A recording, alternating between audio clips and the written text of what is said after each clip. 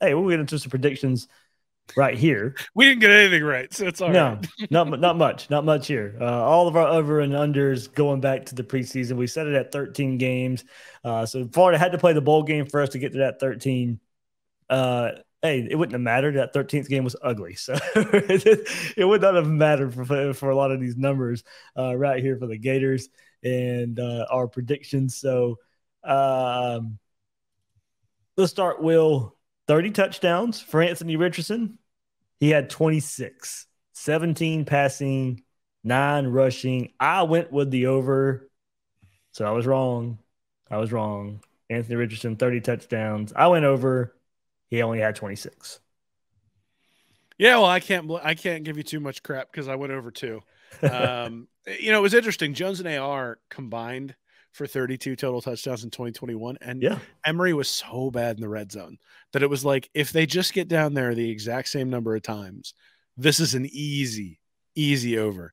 And then they just never got down there. It was either an explosive play or a 3-and-out. And that's what it felt like all year long. And I know that's an exaggeration, but that's really what happened is Florida's offense from a success rate perspective was down around 40%, which just isn't very good. But from an explosion standpoint, they were way up there with some of the best offenses in college football. They ran the ball really well, but they didn't throw the ball very well. And, that's not something that I think any of us were really predicting going into this. So we both got it wrong. We're reasonably close. If Richardson had played the bowl game, they might have actually gotten there. Yeah. But so right, maybe we set this at 13 and him only playing 12. Yeah, maybe we should do 12 games next year since half the team opts out by the time the bowl game comes around. Maybe we should. Thing is, it's usually easier to go to the end of season stats to kind of compare everything. So, but one game, I guess, isn't different. Yeah, we'll look at that next year. We'll see. All right, next we keep it with Anthony Richardson. 3,000 yards passing for Anthony Richardson. I went over, missed that one too. 25-49 there was the total for Anthony Richardson, so about 450 yards short. So, as I said, bowl games, he had a crazy bowl game, but no, he would have never got 450. He didn't throw for 450. Tennessee game was about the closest I think you get to that one for Anthony Richardson. And yeah, not enough of those type of performances from Anthony Richardson. Not saying we needed those type of performances week in and week out. I thought we would get that Tennessee performance a couple more times during the season to get that 3,000 yards passing. Anthony Richardson did not get 3,000. I picked it over, missed that one too. So I actually got this one right. And the logic was that Emory Jones threw the ball 346 times last year. Levi Lewis threw it 391. Neither of those guys reached 3,000 yards. And Richardson was sort of sitting at his career 8.4 yards per attempt. And so if he replicated that on Jones's 346 throws, then he was going to come really close. He's going to be like 2,900 yards. So the bet there was that he was probably going to be about as efficient, but given the number of times Napier was going to have him throw the ball, he wasn't going to be able to come into the 3,000 yards. And it turns out that's exactly what happened, except he wasn't nearly as efficient as he was last year in his limited time. So he completed, I think it was down around like 7.6, 7.7 yards per attempt, which around the same volume of throws, he ends up at 2,600 yards instead of the 3,000. So the math actually worked on this one and got that one right. There we go. So we knew this team was going to be a running team. That was Billy Napier's MO. Probably threw it more at times than I really thought they would, going back and looking at this season. But then, of course, knowing Billy Napier's reputation, I put average rushing yards at 200. And the number I found, I went with ESPN on here, 200.2 were the Gators. So they were right on the 200-yard rushing average. I went over with that. I'm going to give myself the 0.2 differential and say I win that one. But look, at 200 was the number. Florida was right at it. Yeah, so I mean, they were 213 going into the game against Oregon State. So it turns out when you get completely stuffed for an entire game, that does impact your average quite a bit. I had the same. I had them over. Napier average. The team Florida averaged 210 yards in 2021. So when you think about like Napier's contribution on a per yard basis, they were a little bit better this year. But as an overall volume perspective, they weren't. It was kind of the same offense as last year, just with more inconsistency at quarterback. We both figured I think Napier was going to commit to the run. We saw that they ran way more than they passed, especially when they were unfamiliar with or when they were uncomfortable with Anthony Richardson when he was having one of his downsides. And AR coming into the year had averaged 7.9 yards per carry. That pretty much continued this year. He was really effective when he ran the ball. In fact, the main criticism of Richardson in most games by most fans was that he wasn't running the ball enough. I think that's a legitimate concern. So, hey, we got this one over. I suspect it's going to be over again next year, or at least it's going to try.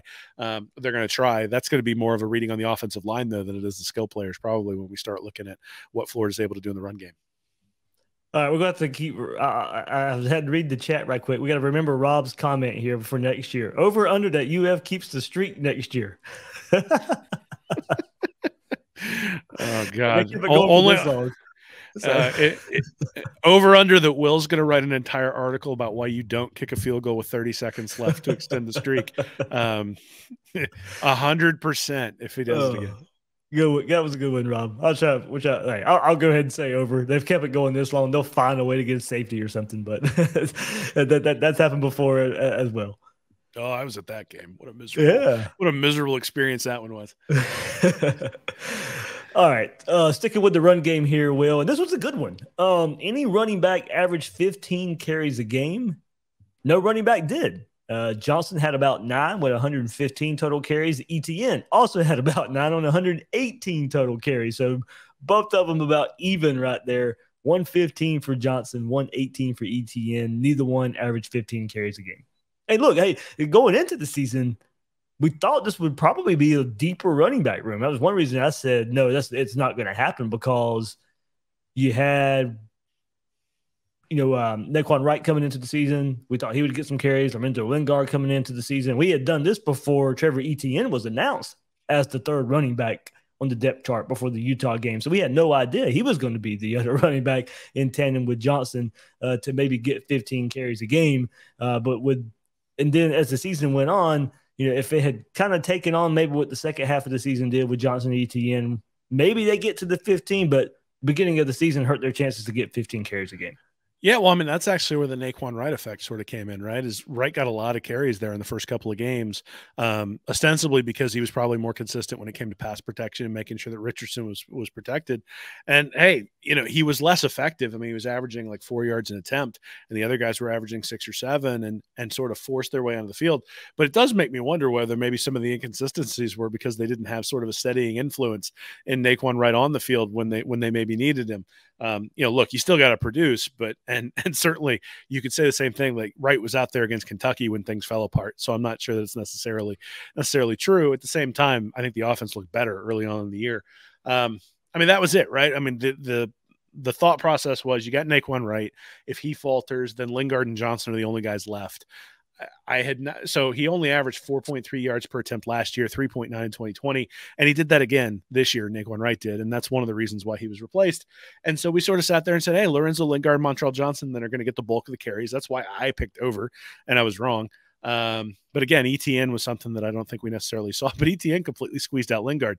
So it was more that they gave even reps to everybody. Yeah. Even once they decided to go with 2 running backs, they gave even reps to everybody rather than just finding the one workhorse and going with them. And I think that's maybe the lesson out of this is that Napier's bringing in a running back in every recruiting class.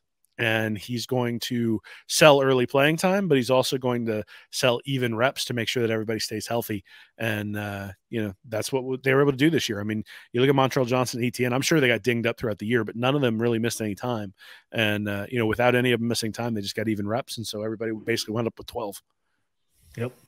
All right. We'll go to the passing game and the wide receivers. Any wide receiver with 45 catches. I did not think that would happen, and it did not. Well, no, I actually did. I thought Ricky Pearsall was going to get it. I thought Ricky Pearsall would get the 45 catches. He did not. No wide receiver had it. The closest was Xavier Henderson with 38, some of those being those little short screens that went absolutely nowhere. With Xavier Henderson and his 38 catches, that was the closest to 45. Pearsall was next with 33. Yeah, I thought I had this halfway through the year when they kept throwing those little toss screens to Henderson that were right in front of Richardson. He would have gotten there if he hadn't gotten injured. He had 38, and he spent quite a bit of time not not out there on the field. If he'd have been out on the field, he probably gets there. I think we all sort of looked at it, and throughout the year early on, it was Henderson, it was Shorter, and it was Pearsall. And so getting to 45 catches was pretty much a certainty. And then as the year wore on, the young guys started to step up, and the guys who were out there started getting dinged. Again, I think this is maybe a lesson for the coaches and for the team, which is that, you know, when you're playing a team like USF or when you're playing a team like Eastern Washington, you got to get those young guys out there and get them experience, because you can't afford to have your receivers taking hits in those games, the guys who are going to be your main cogs throughout the year. They tried to ride those guys as long as they could, and by the time you got to the end of the year, they started to break down. So that's why Henderson and Pearsall weren't necessarily able to get there, though obviously Pearsall played great in the game against Florida State. But you know, it was a effective recruiting crew or receiving crew. It wasn't like, I mean, I'm not going to bounce my grandkid on my knee telling him about the 2022 Gators receiving core, but Ricky Pearsall, I'm really happy he's coming back. He's one of those guys where you're like, all right, that's a foundation to build on. So yeah, he posted he posted his NFL Combine invite yesterday. Hopefully, the last I heard, he was coming back, but hopefully nothing changes there. All right, come on, collective, get the job done. But, anyway, yeah. So I mean, I'm hopeful with Pearsall coming back, assuming he comes back. That's a nice foundation, and I thought there was, you know, I assumed this was going to be over because just the limited numbers and, you know, injuries sort of prevented that from happening. But I'm not disappointed in the receiving core. I guess out of all the places I look at and say Florida could have gotten better performances from this place or this place or this place, receivers not really a place where I look at and say definitively that was where they needed. You know, it would have been nice to have a Percy Harvin out there, obviously, but without that kind of game changer, I look at this and say, they're a pretty good unit. All right, and to finish up the offense right here, 35 points per game. Will didn't even get to 30, 29.5 this past season. And initially I said over in the show, but for correcting myself for under, I would and went with the over. I was like, at 36. Then I think you went. I kind of changed my mind. I think you talked me out of it just a little bit. But 29.5 there for the Gators. Yeah, I went under on this one. Mainly just because the offense would have been kind of right at 35 points per game if they'd have been a little bit more productive. And was Anthony Richardson really going to be able to do that with a harder schedule and Napier relying on the run? It's like, nah, probably not. So I thought they'd be around 33. They wound up, what'd you say they ended up? Like 30? 29.5. 29.5. But it was 31.8 before the Oregon State game. And it's kind of hard for me to incorporate that into the offensive analysis just because Same here, but I said 13 before the season, so I kind of had I get why you're doing it. And I mean, look, we need to take that into account, right? We need to sit there and go, well, we think they're going to score 33, but since we know they'll lay an egg in the bowl game, we're going to put them at 30. and we'll end up there. But so I got that right. I said under, but I mean, and the reasoning I think makes sense and sort of showed up is that the offense was relying on the run much more, and it was explosive, but it was not consistent, and that meant they weren't able to sort of reach their full potential. All right, let's go to the defense and 20 points per game, and yeah, nowhere close. Over, unfortunately, we're right, not even close. Team rankings, as I said, was a little bit different just in general in these 13 games for the Gators. Hey, look, we set the number at 29 points per game for this Gator defense, Will, in all 13 games. Yeah, well, look, man, you mentioned the and I was higher on the defense, and I still picked over. I mean, 20 points per game would have been a really good defense. And looking back at it, that was way, way, way too low. But yeah, it won't be 20 points next year. I guarantee you that when we do over under. And 5. This was my reasoning for picking. For picking that we were going to be over 20 points per game is 4 of the last 5 seasons, Florida hadn't been below 20 points a game. Yeah. The underlying metrics for last year, you showed those stats on yards per game and points per game, but they were pretty much in line with the 26 or 27 points per game they gave up last season. And I'm sitting there going, I don't think Patrick Toney's a miracle worker. I think he's better than Todd Grantham. Jury's still out on that one after this, right? But now you're 5 of the last 6 seasons, they haven't been below 20 points per game. That's going to have to change for Florida to win anything of significance in the SEC. I mean, look, we can all complain about Jim McElwain and the offense and Nussmeier. I think that's all warranted. But the reason he was going to that SEC championship game the first 2 years he was here is because he had lockdown defenses. And if Florida just gets back to having lockdown defenses, then that's going to allow for some of the growing pains we've seen on the offensive side of the ball. with the net negative that the defense has been over the last 6 years now.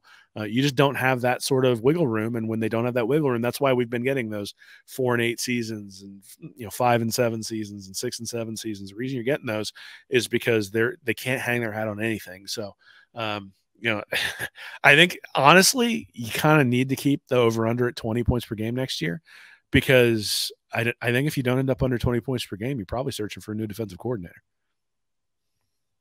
Don't know if they get there. I'm off the top of my head. I think I'm probably going to set it at 23.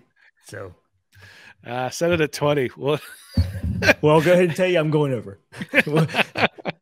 You get an over under preview 8 months early because I can't. There ain't no way I can pick him to go under 20. I don't see it. Maybe that's too reactionary, but I swear it is. I mean, they were bad this year. I don't think I'd take the under either. I'm telling you what I think they have to do. Yeah. Like I just look at it and I say there has to be a transformation on the defensive side of the ball. This can't be like, oh, well, they're now 60th this year. It's like, who cares, right? Like there's a lot of guys out there who can bring in talented players and end up with like the 60th ranked defense in the country.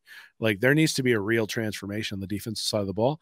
Otherwise, I mean, again, you are what your record says you are. And the first year, not so good. And now there's no excuses because it's your guys. And so let's see what you can do with your guys. And once we've seen that, we're going to evaluate you based on what you've done with your guys. And the excuse of, well, they're young doesn't fly when a bunch of guys who still had eligibility left decided to leave the program. So, all right, sticking with the defense, 37 sacks over under. Florida only had 23 on the year. I was way off. I picked the over there. I was nailing that one under Todd Grantham as defensive coordinator. It was kind of easy. That was his MO. Florida hitting those sacks was not an issue. Not even close. 23 on the year. The over under was set at 37. I was way off on this one. That's a big oof. Big oof. And hey, oof is a Gators Breakdown Plus kind of inside joke. It's kind of, anytime something bad happens, oof. And there's an oof right there. Yeah, man. I took the under on this one, but it was more who can win. So here are my comments that I wrote back in August. Who can win a 1-on-1 battle up front or even a double team when the scheme doesn't get you there? Grenard did that in 2019, which is why the sack rate was much higher. So they averaged 2.9 sacks in 2018, 3.5 in 2019, and 2.8 in 2020 and 2021. So that's why I took the under, because I figured they'd be well under 37 if they sat there at the same thing. And then it goes, can Cox be that guy? And when he is, can others step up to win their battles to get to the quarterback? Sapp, Human, Milan, and Powell Ryland. Wow. I mean, basically every question there is like a big, giant oof, apparently. So it was rough, man. Like every question you asked in terms of. Yeah, and if Powell Ryland would have put up his numbers that he did, for the whole year, then okay, it's better. But yeah, they're not getting close to what I said it at. Nah, not even close. So you're going to have to put that at like 20 next year. What, 20, 24? Yeah. Well, don't worry. We're getting into my bad predictions coming up because, boy, are they bad.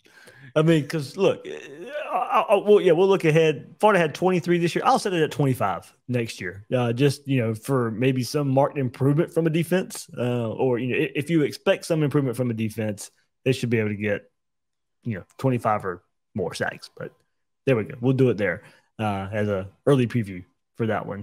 Want more Gators Breakdown? Join Gators Breakdown Plus. Starting at $3 a month. Get access to unique episodes, plus a blog, chat room, giveaways, shout-outs, and more. Gators Breakdown Plus is furthering the interaction with fans and listeners like you. Head to gatorsbreakdown.supportingcast.fm to join Gators Breakdown Plus today.